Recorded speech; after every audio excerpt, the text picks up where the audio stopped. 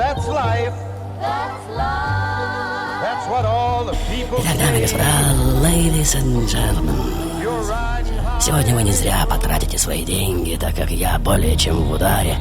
И кто-то из вас уже готов разглядеть в моих глазах нездоровый блеск, верно? Так как цель моя сегодня надругаться над человеческим разумом, ни больше, ни меньше, и представлениями о том, что такое он сам и его культура. Тарам-тарам. Довольно амбициозно звучит, согласитесь? То есть с самого начала откровенно в лоб. Сегодня я собираюсь сломать любые ваши представления о том, что правильно и неправильно, разрушить границы между приличным и неприличным, дозволенным и недозволенным. И хотя я делал это сотни раз, старожилы помнят, сегодня я сделаю это в 10, в 100, а то и в 1000 раз циничнее и болезненнее. И под моей сегодняшней маской сам Бог дал мне это право. Да-да, и поднимите руку те, кто считает, что такое персонаж, в котором все противоестественно, противочеловечно и абсолютно несовместимо с благопристойностью, сыграть просто невозможно. И тем не менее, вот он я. Многорожая химера, порождение самого хаоса, и в этой своей хаотичности просто дьявольски обаятелен. Вот в чем фишка. Да что там обаятелен, неотразимый, вездесущ. Тот, про кого по всей истории людей ходит уйма притч, легенд, сказок и омерзительнейших анекдотов. Я питаю за выставки фольклора, мифологию, литературу, театр, кино, да и вообще всю культуру. Трам-тарам! И глядя на меня сегодняшнего, вы можете забыть о скромности, благочестии, циник, вор, развратник, трюкач, шут стопроцентный и даже не отрицающий своей вины преступник, периодически выталкиваемый нравоучительными дядечками за пределы культуры, извечно ссылаемый, заковываемый, навеки осуждаемый и вечно сбегаемый. Обитатель потаенных слоев человеческой психики. И вам сегодня будет подарен уникальный шанс, дорогие мои люди, увидеть, наконец, какой виртуозностью истинный мастер совместит в себе сознательное и бессознательное и обнаружит себя в головах, сердцах и кишках своих зрителей и стошнит меня, уверяю вас. Сегодня вам уже не удастся. Сегодня я архаический персонаж ранней мифологии практически всех народов Земли.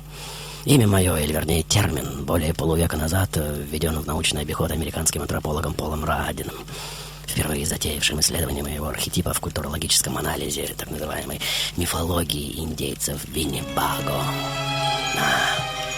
Спасибо, дорогой мой. Просто замечательный костер для финального пожара, в котором, как водится, сгорит весь мир. Ну, если не найдется, конечно же, очередной спаситель. И вот к концу 20 века в философии и культурологии я уже признан одним из основополагающих персонажей человеческой культуры. Тот, кто за гранью добра и зла, хотя несет ответственность и за то, и за другое, часто прячется под масками божеств и полубогов, кого называют вторым творцом, трам-тарарам. Но я одновременно и хитроумный обманщик самого Творца, знаете. От меня ведут свою родословную такие персонажи народного кукольного театра разных стран, как Петрушка, Панч, Пульчинелло, Буратино, Гансвурст, Крагес, Палан Качал и так далее и тому подобное. И все они, как вы знаете, отличаются отсутствием нравственного абсолюта, плутовством, коварством, жестокостью и предельной детской невинностью с извечным «Ой, извините, я сам не забил, как это получилось! Ой!» Те, что склонны вечно попадать в дурацкие ситуации, выходить чистенькими, как Чаплин, например. В литературном наследии я развиваюсь в форме таких персонажей, как Гаргантюа и Пантагрюэль, Тирелиншпигель, Барон Мюнхгаузен, Браво Золотшвейк, Остап Бендер, Винни-Пух. Кто-то из ученых утверждает, что я сегодняшний чуть ли не теневая сторона так называемого культурного героя и защитника, безумец и психопат, выполняющий самую неблагодарную, черную и вонючую работу. Но именно через мою вонь истина прокладывает себе путь к героизму. Ну кто такой Бэтмен, скажите мне, если рядом с ним нет меня? Ведь именно я даю работу всем этим героям и миротворцам. Уберите меня, и героям просто нечего будет делать.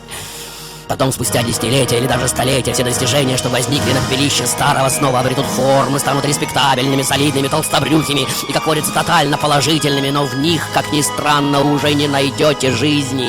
Так как жизнь всегда там, где блин комом, где фейсом аптейбл. Только там, где нельзя чиркнуть спичкой, заполонивших все повсюду газов, и, как говорится, будь проклята война, наш звездный час.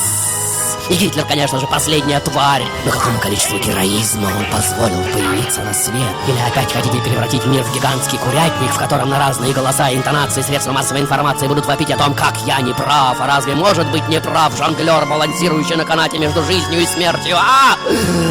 И если все будут красивыми и успешными, то на фоне кого? Трам-тарарам. Кто оценит честность, благородство, порядок, свет, героизм, если не увидит сопоставление с вероломством, хаосом, тьмой и предельной безнравственностью? Итак, дамы и господа, ladies and gentlemen, сегодня я тот, без кого сценическая машинерия мира просто не завертится, понимаете? Не появятся боги и герои, на которых так хочется молиться.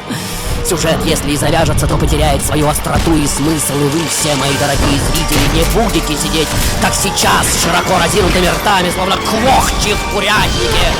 Фрэнки, что это за безобразие, которое хлебом не корми, дай только покудахтать и похлопать крыльями. Браво, браво, мы любим тебя, Фрэнки, Фрэнки, ты ужасен. И вы уверены, что я делаю то, к чему призван ради ваших восторгов или осуждения? Думаете, что я делаю все это, чтобы дать возможность вам очередной раз почесать ваши языки? Я элемент открытия, не позволяющий сюжету мироздания впасть в летаргию.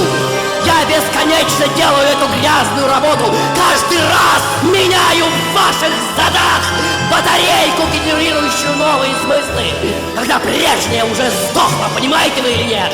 А вы считаете, что можете осуждать то, что я делаю? Ну и что я бесстыдно ворую эти батарейки у богов? Я не личностность и разнонаправленность. Я прихожу в момент, когда старый миропорядок обнаруживает свою дряблость и истощенность. И вот она, точка моего внедрения в ситуацию. Если я уже здесь, то что ждет вас, как вы думаете, правильно? Так что расслабьтесь, дорогие мои, и получайте удовольствие.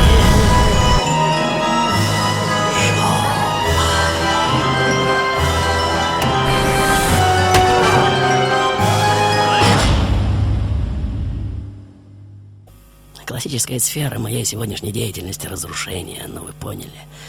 Ведь для того, чтобы герой не заблудился в аплодисментах и собственных позитивных качествах, его по контрасту должен кто-то оттенять, верно?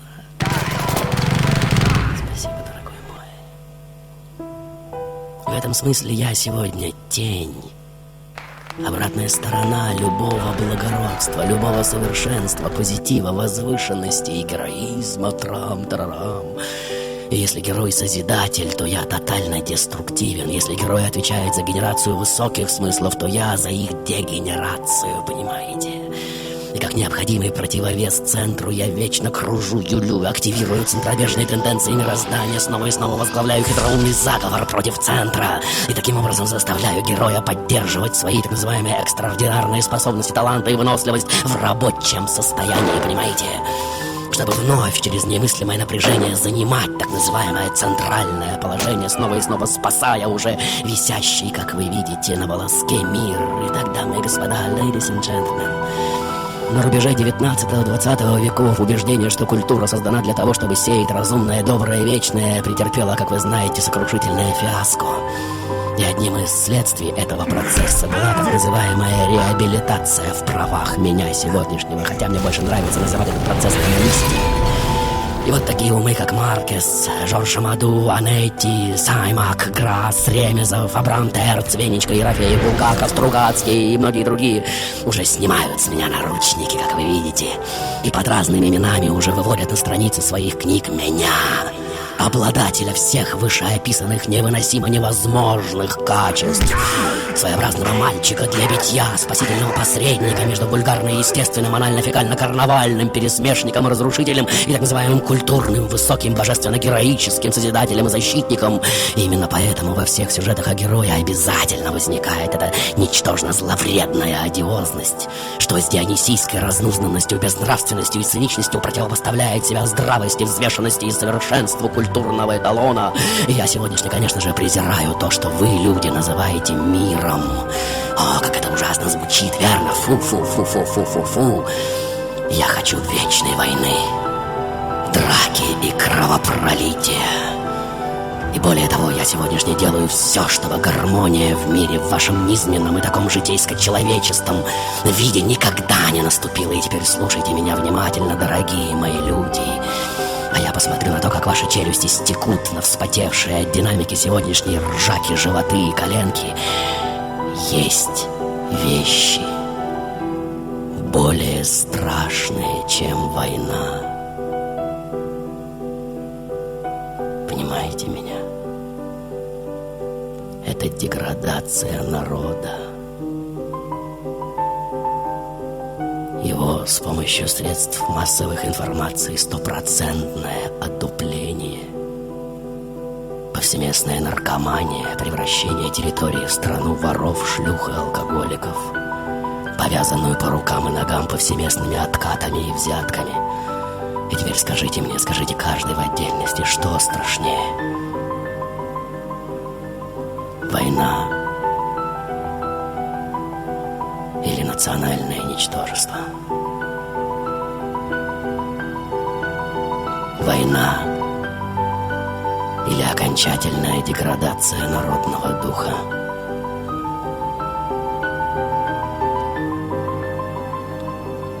Молчите.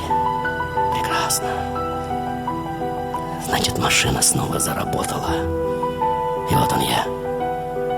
Опять выхожу в центр вашего курятника, забитого квохчущими зрелищами, на территорию, где совсем не осталось самопожертвования и юродства, где чудом именуется все от йогурта до туалетной бумаги, и когда этот народ выклюет до конца весь подсыпаемый ему фальсификат природных ресурсов и присытится всеми этими фальшивыми игрушками, внутри которых один только пшик.